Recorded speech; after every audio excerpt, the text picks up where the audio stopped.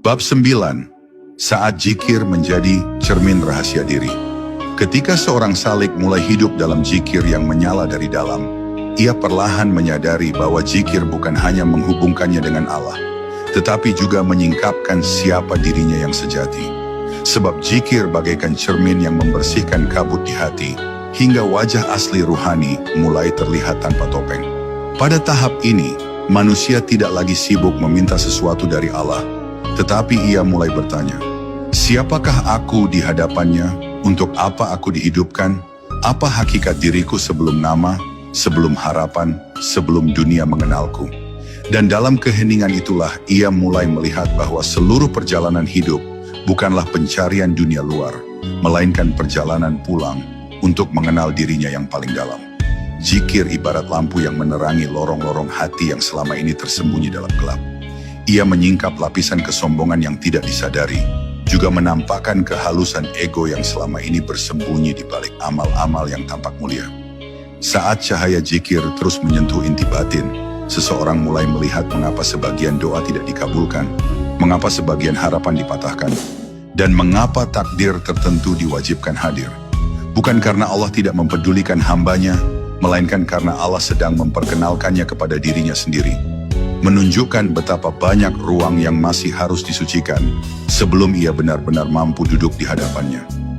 Pada tahap ini, seorang salik kadang merasakan sepi yang sangat dalam, bukan karena kehilangan, tetapi karena sedang dibersihkan dari ketergantungan pada makhluk.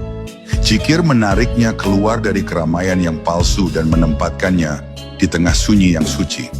Kesunyian ini bukan kekosongan, melainkan panggilan. Panggilan untuk kembali menjadi hamba, sebelum menjadi apapun yang lain. Disinilah rahasia para arifin. Mereka menjadi dekat kepada Allah bukan karena banyaknya ibadah lahiriah, tetapi karena kesetiaan mereka untuk memasuki keheningan batin, di mana ruh dapat berbicara tanpa suara. Zikir yang telah menjadi cermin diri membuat seorang hamba mulai memahami bahwa segala kelemahan yang ia lihat bukanlah aib, tapi pintu pulang. Ia tidak lagi menolak kekurangan, tapi menggunakannya sebagai jembatan untuk berserah. Ia tidak lagi membenci ketidaksempurnaan, sebab melalui ketidaksempurnaanlah Allah mengizinkan seorang hamba merasakan butuhnya ia kepada Tuhan. Inilah rahasia yang tidak diketahui banyak orang, bahwa jalan makrifat bukan jalan menambah kekuatan, tetapi jalan menerima kelembutan dan ketundukan sebagai bentuk tertinggi dari kekuatan ruhani. Dan ketika zikir telah menjadi cermin sejati, seorang hamba mulai sadar bahwa ia tidak pernah berjalan sendirian.